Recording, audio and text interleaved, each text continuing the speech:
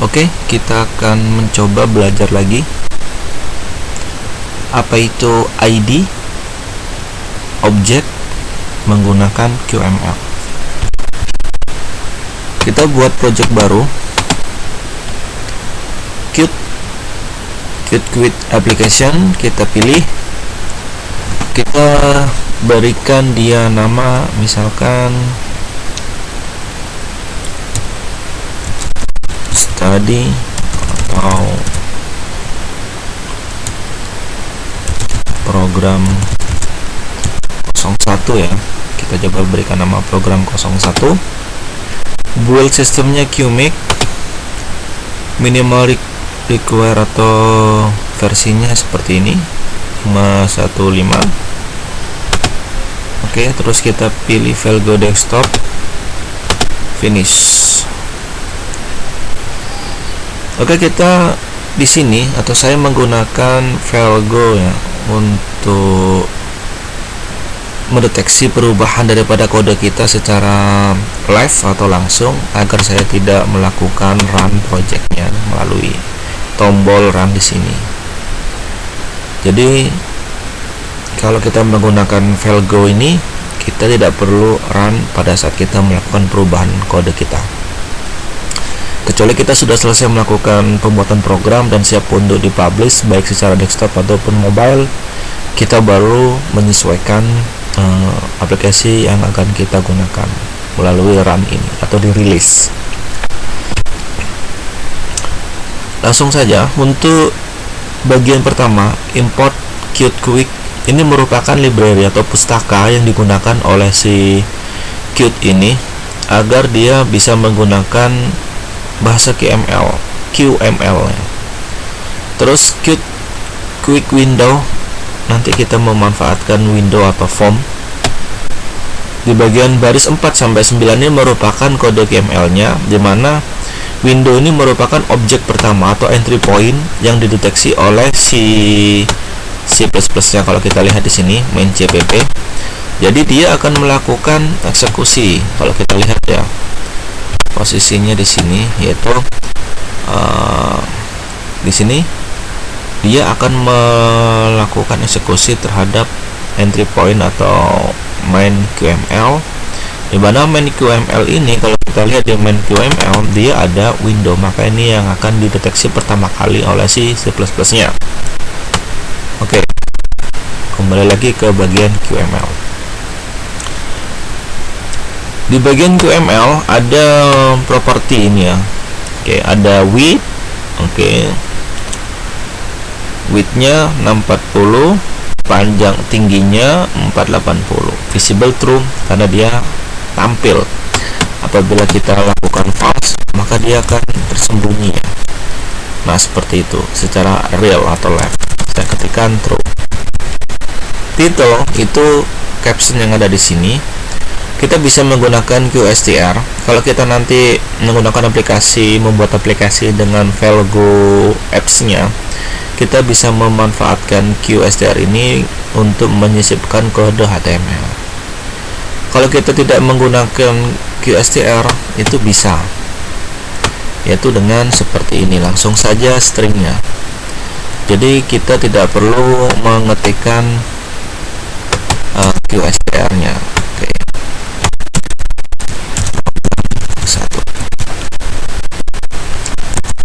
Program 01.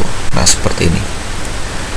Terus kalau kita lihat kode-kode yang ada di sini tidak ada titik koma, karena kita langsung membuatnya atau menuliskannya turun ke bawah.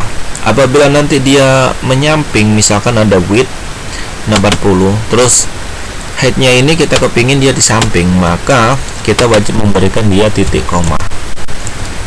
Oke, kita simpan, maka tidak ada yang error.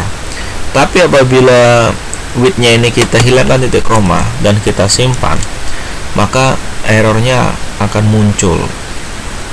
Katanya dia tidak ada titik komanya kalau kita dalam satu baris. Kalau ada dalam satu baris ada wajib titik koma. Kalau nya nggak ada, kita kalau bisa diberikan titik, bisa titik koma atau enggak. Nah, seperti itu. Oke.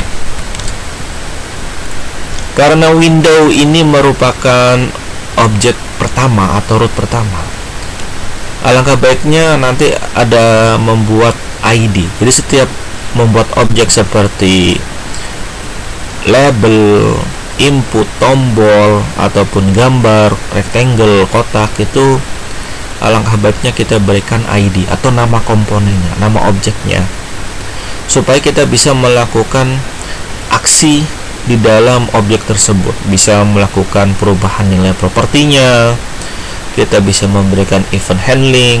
Nah, seperti itu. Oke, kita beri nama ID misalkan with WND1 misalkan, atau WND1. Berarti ini merupakan root utama. Setelah itu saya akan membuat kotak ya, rectangle. Oke, membuat kotak, saya berikan namanya adalah box 1. Box 1 saya berikan namanya dia maaf, bukan nama, saya berikan nama colornya ya, misalkan prime.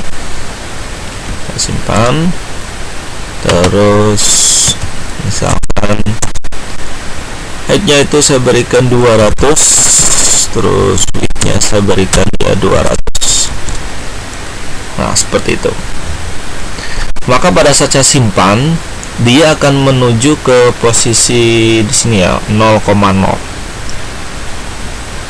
Dia akan melekat di ujung kiri atas posisinya, karena kita tidak mengatur posisi daripada kotak ini atau box 1 ini. Kalau kita lihat, sekarang ada dua objek ya, ada window, ada rectangle. Nah, posisi window ini sekarang sebagai induk, parent-nya, karena di dalam window itu ada rectangle.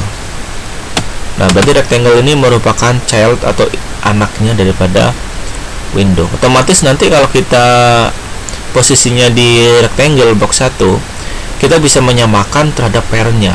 Apanya? Bisa macam-macam, bisa jadi tingginya, panjangnya, titelnya, atau properti yang lainnya yang ada di sini yang kita jabarkan. Misalkan saya akan membuatnya dia sama untuk tingginya, maka kita ambil parentnya WND 1 seperti ini. Oke, maka posisinya sama. Nah, seperti itu. Kalau ini mau disamakan, nah maka sama semuanya seperti ini. Oke, tapi tidak saya samakan, saya berikan 200. Itu merupakan cara kita apabila ingin menyamakan propertinya, nilainya terhadap induknya. Karena rectangle ini kita posisinya pada anak atau child, terus kalau window ini posisinya sebagai parent atau induknya. Oke, kotak ini akan saya berikan lagi posisinya, kita ketengahkan, ancor, center. Nah, center, kita akan memindah posisi ini di tengah posisi induknya, maka kita tekan parent. Nah, seperti ini. Kalau saya mengetikkan parent, artinya posisi induknya dia berada di bagian window atau WND1. Saya klik simpan, maka dia posisinya di tengah.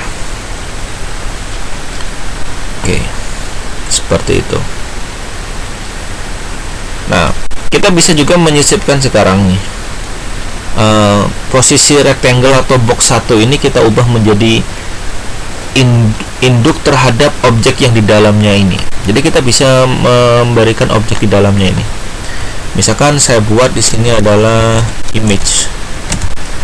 Oke, saya akan membuat objek di dalam rectangle atau di box 1 ini, terus saya berikan nama gambar 1. Saya berikan namanya, terus source-nya ini untuk source-nya kita bisa bebas mau offline atau online. Oke, untuk source-nya saya akan coba yang online saja. saya ambil dari website. Nah, berarti kalau online kalian harus ada koneksi ke jaringan internet. Saya klik, saya pastekan, terus saya simpan. Saya klik simpan, maka dia seperti ini. Karena dia berada pada posisi induknya, induk daripada rectangle, bukan Windows sekarang, karena gambar satu atau image satu berada di dalam kerangkanya rectangle, maka rectangle ini sebagai induk terhadap image. Otomatis image kalau kita sesuaikan bisa posisinya di tengah-tengah induk. Oke, kita ubah sekarang. Ancornya center in parent. Artinya kalau saya mengetikkan parent di sini, parent di center in ini ya, saya klik simpan. Oke, berarti parent yang ada di sini ini bukan dia di tengah-tengahnya window, tapi di tengah-tengahnya di tengah-tengahnya rectangle. Nah, seperti itu. Baru kita setting, misalkan head-nya bisa nggak kita ketikkan head parent. Oh, biar nggak error ya, ini aja. Kayaknya dia nggak support untuk head parent. Oke, parent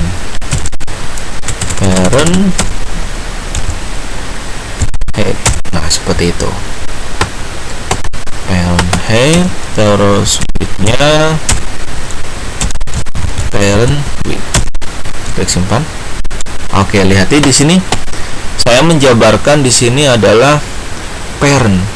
Nah, kalau kita lihat parent ini di gambar satu bukan parentnya milik window, tapi parentnya milik rectangle. Kenapa? Karena gambar satu ini di dalam rectangle, berarti gambar satu atau image ini merupakan anak daripada rectangle. Maka kita bisa menyebutkan atau menjabarkan parent.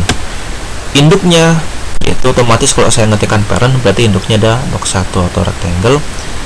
Height, maka dia panjangnya sesuai dengan induknya, lebarnya sesuai dengan induknya. Nah, seperti itu cara bagaimana kita mengetahui objek parent dan membuat ID dengan menggunakan QML. Oke, terima kasih.